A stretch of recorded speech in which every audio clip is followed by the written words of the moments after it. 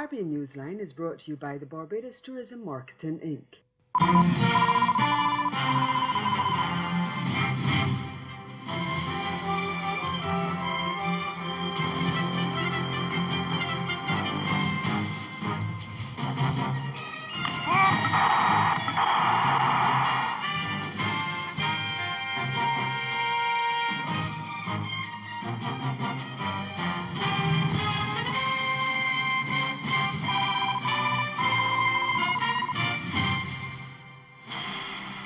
The Trinidad government accepts some of the blame for Sandals pulling the plug on a planned Tobago resort. Our top story in Caribbean Newsline for Friday, January 18th. From the CMC News Center in Bridgetown, I'm Dawn Paris. Good evening. Prime Minister Dr. Keith Rowley says his government is partly responsible for Sandals Resorts International pulling out of a multi-million-dollar project in Tobago. The Jamaica-based resort operator announced on Tuesday that constant and ongoing negative publicity was the reason for it pulling the plug on the project. At what he called a conversation with the media on Thursday, Rowley said the government could have done more. CNC3's Judy Kanhai reports. On Tuesday, Communications Minister Stuart Young pointed the finger at naysayers for driving away Sandals Resorts International from Tobago. But speaking to the media on Thursday, Prime Minister Dr. Keith Rowley accepted some of the responsibility for Sandals walking away from the deal. Is the government willing to take some level of responsibility for Sandals pulling out? To answer your question, the government was literally sponsoring and driving this project. So if it has not come to fruition, we have to take some responsibility because we didn't set out to fail. How is it going to be, or easy is it going to be for you now to attract other investors to Tobago after Sandals pulled out? Well, I couldn't answer that. Because I'm not an investor. But what I do know is that if as a country you tell people take your rig and go, and you tell people, we don't want Sandals here because of all the wonderful things you're going to hurt us with, and of course you're going to build a road and you have to go to the Privy Council, then this is not really an environment that will be super attractive to people. Many have questioned whether the negative publicity is the real reason behind Sandals pulling out from Tobago when there are other issues the resort faces in other islands. Sandals has its roots and its operations in other territories. They have PR issues there, they have brand protection issues there, and at their board level, they can't walk away from that. But the one place where they had nothing, where they hadn't picked a leaf, they hadn't touched a grain of sun, and they were getting bad press, that is the place they can walk away from. And that place was Tobago. So if his government had to do this again, what will it do differently to avoid losing such a project? If I had to do this over again, I certainly will spend more time trying to ensure that the cynics don't control the airway. Dr. Rowley admits that the negative publicity could have been avoided. If the government had done enough, there wouldn't be anybody saying that there's a negative on this project. On Tuesday, Sandals' CEO said the resort is not ruling out Tobago in the future. But Dr. Rowley says given the manner in which things ended, it is difficult to say whether Sandals will give Tobago a second chance. Given the way things have gone at this time, I don't know what the future holds, but at this time I don't see that as being something, as a replacement prospect in the near term. The Prime Minister says attempts have been made to attract international hotel brands to the island, but there's one major stumbling block. Dr. Rowley says they are simply not interested in Tobago. Meantime, opposition leader Kamala Prasad-Besesser has told the Prime Minister to stop the blaming and start working. She also said there's still no clarity on why Sandals really left and what is the next step. Meantime, Rowley has defended his government's decision to abstain from an Organization of American States vote not to recognize the Nicolas Maduro government in Venezuela. Trinidad and Tobago joined St. Kitts and Nevis, Antigua and Barbuda, Barbados and Belize in abstaining when the vote was taken last Thursday, the same day Maduro was sworn in for a second 5-year term. Jamaica, Haiti, the Bahamas, Guyana and St. Lucia supported the resolution. Dominica, St. Vincent and the Grenadines, and Suriname voted against the measure, and Grenada was absent for the vote. Rowley said Trinidad and Tobago had 3 choices, and it chose the one that was in its best interest. In making these decisions, we put the interests of the people of Trinidad and Tobago paramount at all times. And in not voting yea or nay, as others have done, we maintain, in the presence of large, small, powerful, and weak, that Trinidad Tobago is a sovereign country, and we are free to make that decision, and we make it in our own interest. He also defended Minister of Foreign Affairs Dennis Moses' attendance at Maduro's swearing-in ceremony, although Port of Spain had abstained from the vote. Trinidad and Tobago has very good neighborly relations with Venezuela, notwithstanding whatever might be happening in Venezuela, as we do with Brazil, Guyana, and the United States. So one doesn't cancel out the other. We have an embassy in Venezuela, as they have in Trinidad and Tobago. We have that good relationship. That event of the swearing in of a president, we are not the Election and Boundaries Commission in Venezuela, and we are not to be encouraged to do otherwise than to be a good neighbor to all our neighbors. In other news, even if the courts rule that the no-confidence vote against the Ghana government is valid, one of the parties in the coalition government says elections cannot be held within 90 days, as the opposition is insisting on. The People's Progressive Party is pushing for general elections by March, as it says the Constitution requires, following the government's loss of a no-confidence motion on December 21st last year. But the David Granger administration is challenging the outcome of the motion in the courts. As we hear in this report from Travis Chase of HGP News, chairman of the Alliance for Change, Kemraj Ramjatan, who's also Minister of Public Security, says there's simply not enough time to prepare for early polls. We have to send 2 plenipotentiaries to meet GCOM's chairman for purposes of verifying whether they're ready. As you know, we also, both parties, agreed to spend approximately $3 billion on a house-to-house registration for 2019. We didn't budget any, not a dollar, for elections. And we cannot now go and use monies for house-to-house registration. So we will have to have a reconvening of Parliament with the opposition there to pass monies, or if they don't want to come, we probably can pass it with our 33. AFC's chairman, Kemraj Ramjatan. GCOM's readiness for a house-to-house registration is also another boiling issue. But at this stage, we are of the view that there should be a house-to-house registration as we allocated monies for. And so when you want to bring a no-confidence motion, you just don't look at the 90 days period. You look at the implications of that and the consequences of that. What's the consequence? We are not like Canada and the developed Western democracies. When a no-confidence is had, you immediately can go into elections. There are lots of 15-year-olds that will now become 15-year-old then, that will now become 18-year-old, that will have to be put on the list. The AFC wants the list of electors to be cleansed. We are not going to cleanse the list of all the people that have died. So it is important that a lot of this be understood, and that we are not just running in. Now, sometimes you run in with a list that is defective, and the first thing when you win the elections as a coalition, they say, oh, list was rigged. How you're damned if you do and you're damned if you don't. Well, opposition leader Barrett Jagdeo is alleging that the Ghana Elections Commission, GCOM, is being influenced by the government not to start preparing for an election.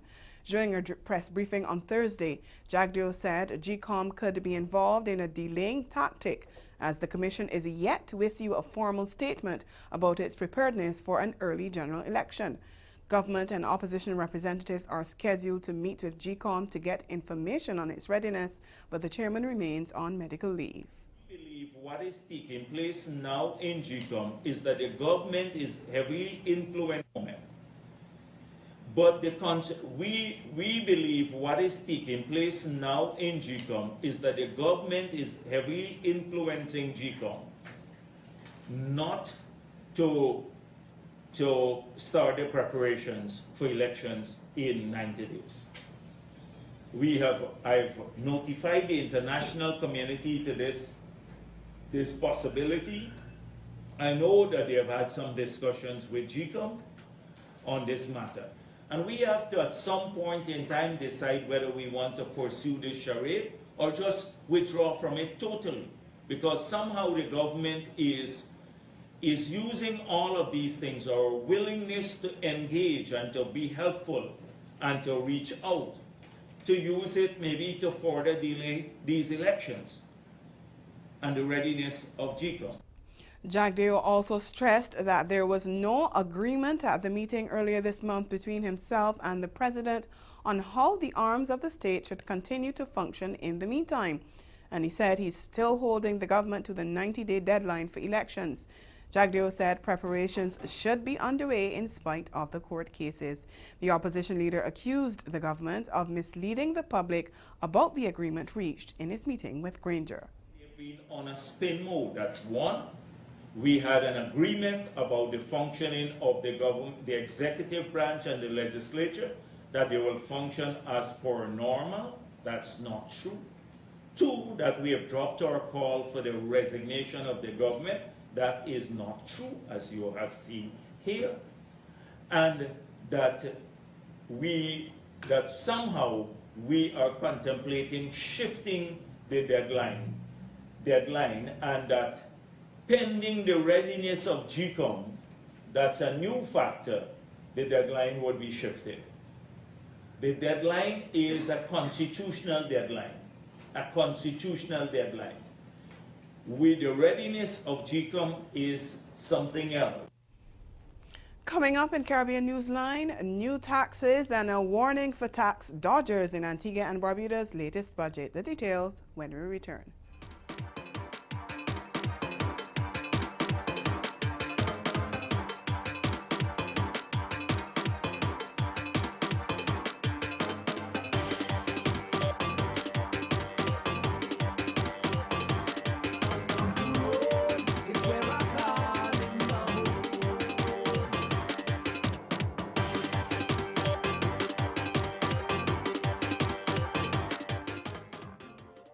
Barbados, renowned for its pristine beachfront and fantastic weather, continues to leave quite an impression on newcomers to the island and returning visitors. The Caribbean island, quite popular as a vacation hotspot, is not only beautiful due to its natural aesthetics. The island of Barbados continues to grow in popularity because of unique connections developed with our people, our culture. We can't wait to welcome you.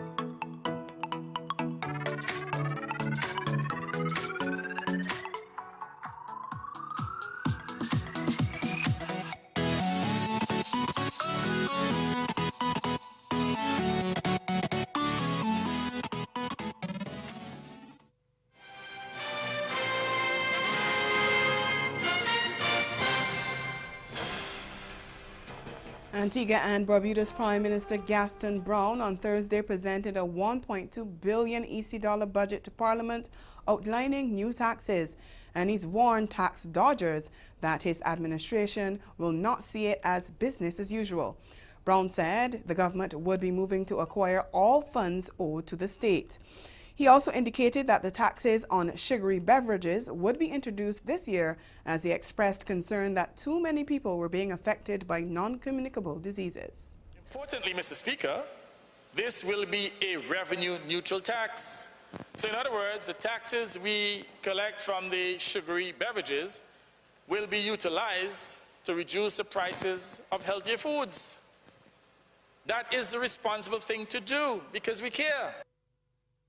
Carnival officials in Trinidad promise top-class events despite reduced funding, and Buju Banton commits to helping Jamaica's youth succeed. These and other stories in this week's Newsline Entertainment. Trinidad's National Carnival Commission has been given a budget of just over $140 million for this year's festivities. CEO of the NCC, Colin Lucas, says the figure is lower than they expected, but patrons can still look forward to a spectacular Carnival 2019. It's much less than what we asked for, but we understand the financial and economic reality. That's what it is. I mean, there's only so much money to go around, and the government is responsible for many things. They make allocations based on not only importance, but also urgency. You'll have to work with what we've been given. And we'll also try to generate as much funds internally. We're looking at partnerships and other initiatives that have not been tried before. Staying in Trinidad, soca star Fayan Lyons Alvarez is looking to breathe new life into the international soca competition. She was recently appointed chairperson of the event. Lyons Alvarez told a news conference this week that the competition was responsible for the development of her career and that of many other artists, and she would not like it to disappear.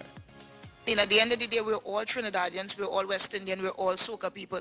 This is Caribbean country, this is soca land. Why are we saying, well, I don't like this one to do this and this one shouldn't do this? Don't worry about who doing what. Worry about what you're supposed to be doing and do that.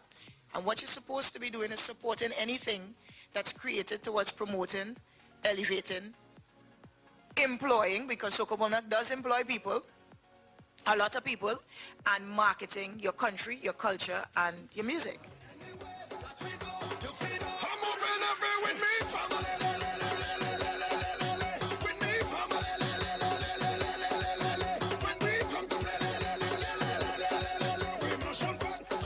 A collaboration by two former international soca monarchs and one former contender is so far one of the biggest hits this season. Family by Machel Montano, Banji Garlin and Skinny Fabulous has been dominating the airwaves since its release earlier this month. And the man behind the music is Dominican producer Krishna Dada Lord.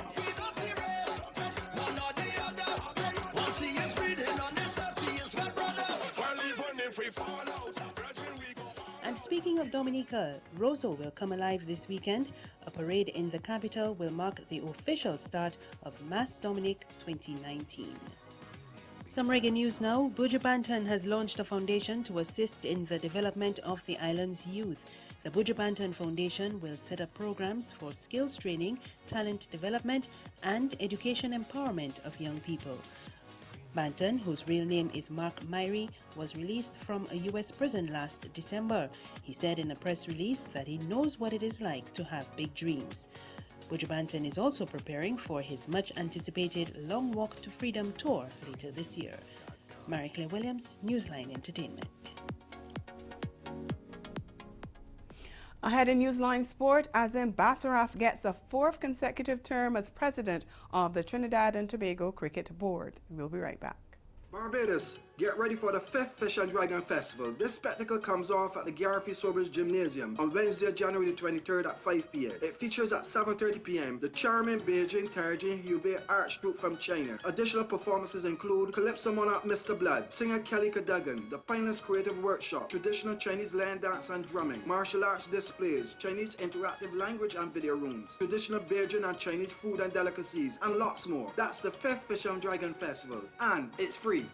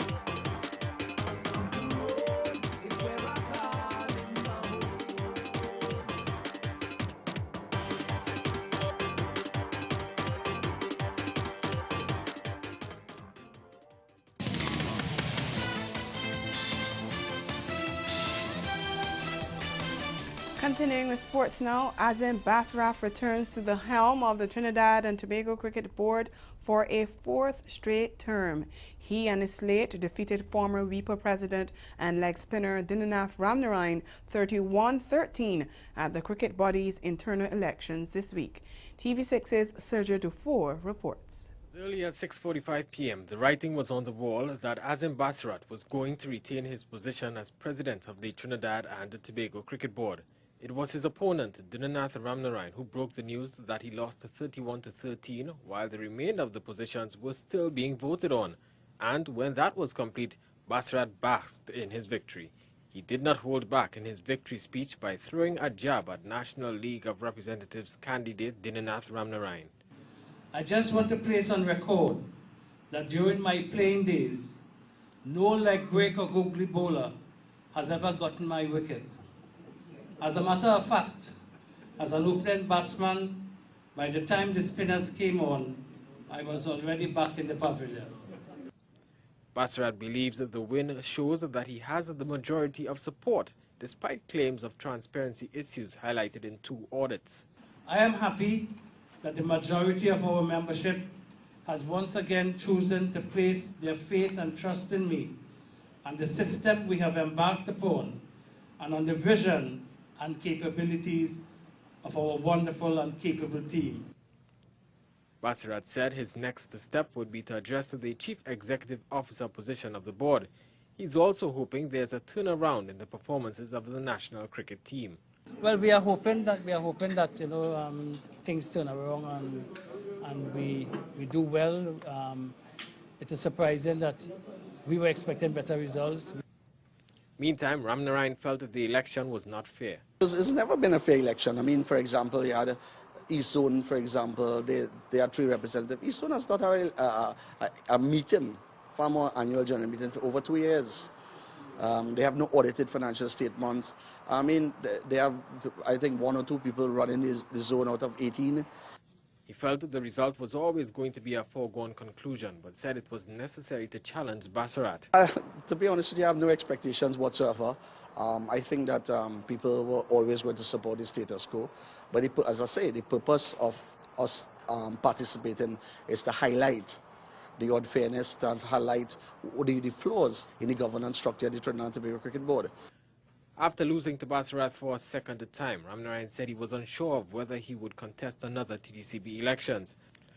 As for the other positions on the board, Arjun Ramlal, Kerwin John and Parasam Singh were elected as first, second and third vice presidents. Surajdat Mahabir is the new general secretary. Sukesh Maniam is the treasurer. Meantime, Anne Brown John, Kelvin Mohammed, Joseph Sam Philip, Anderson Ramdath and Manuhar Ramsaran were elected as the 5 elected members unopposed. Fast bowler Kemar Roach believes that despite being labelled underdogs, West Indies have what it takes to challenge England in the upcoming 3-test series in the region. Roach is the oldest and most experienced member of the 13-man squad preparing for the series, which starts at Kensington Oval next Wednesday. He told reporters in Barbados, quote, "Looking ahead to the series, I'm feeling fit and ready. I'm confident I can do well and make an impact for the team. We are the underdogs, we know that. But we were underdogs back in 2017 and we played some fantastic cricket to win at Leeds and show the world we have quality. We will prepare well, we will plan well, we will look to take our chances and look to challenge and win again." End quote. The Windies players entered camp on Thursday and will ramp up their preparations over the weekend, going into next week's big event. Roach, who has been a key member of the Windies attack after returning to the squad in 2017 following a 19-month break due to injury and loss of form, said he's eagerly looking forward to performing in front of his home fans. Staying with cricket, for the first time in the Caribbean Premier League's 6-year history, its total economic impact has exceeded $100 million, a 34% increase over the previous 2017 season. A report commissioned by CPL and compiled by researchers SMG Insight showed figures for the 2018 season of $127,355,010, representing all 7 countries in which matches were played. According to the report, the tournament was responsible for the employment of 1,942 people across the 7 host nations and also provided a boost for the accommodation sector with 37,037 rooms filled. Visitors also spent more over the previous season. Spending reached $24,735,209. The report estimated the value of media exposure across the venues at almost $47 million, more than double that of 2017. Organizers hailed the impact of the T20 League and said further growth was anticipated in coming years. And that's the sport. We'll be right back. Caribbean Newsline is brought to you by the Barbados Tourism Marketing, Inc. Follow your heart to St. Kitts and make plans to join us at the 23rd Annual St. Kitts Music Festival. 5 days of world-class entertainment from Wednesday, June 26th to Sunday, June 30th, 2019. See Butcher Banton live as he makes his epic return to St. Kitts.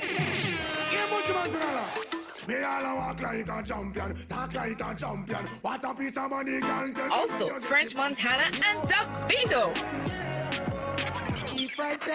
Popcorn and the legendary Smokey Robinson. This is just the first wave of announcements. Many more acts to come. For more information, log on to StKittsMusicFestival.com. The St. Kitts Music Festival, an experience like no other.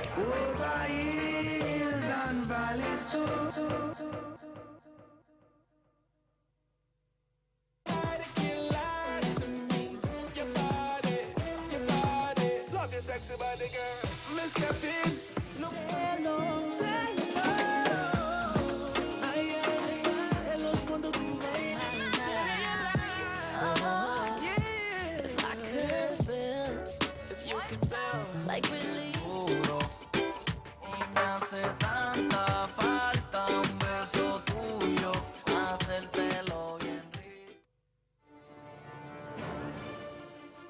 Ten women. 5 men. But who will be the R.J.R. Gleaner Sports Foundation National Sportsman and Sportswoman of the Year for 2018?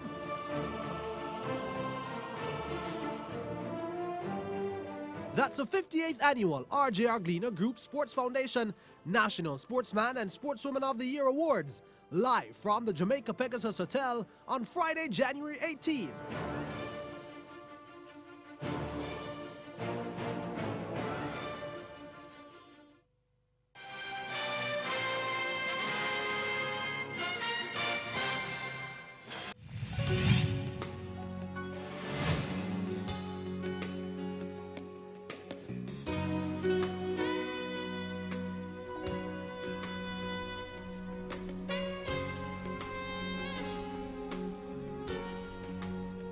A recap of the major developments. The Trinidad government accepts some of the blame for Sandals pulling the plug on its Tobago resort. And in sport, that's Caribbean Newsline for news and sport round the clock. Subscribe to canonnews.com. For more of our programming, log on to caribvision.tv and check out our YouTube channel. We'll be back here again on Monday. But from all of us at CMC News, thank you for watching and have yourselves a good night.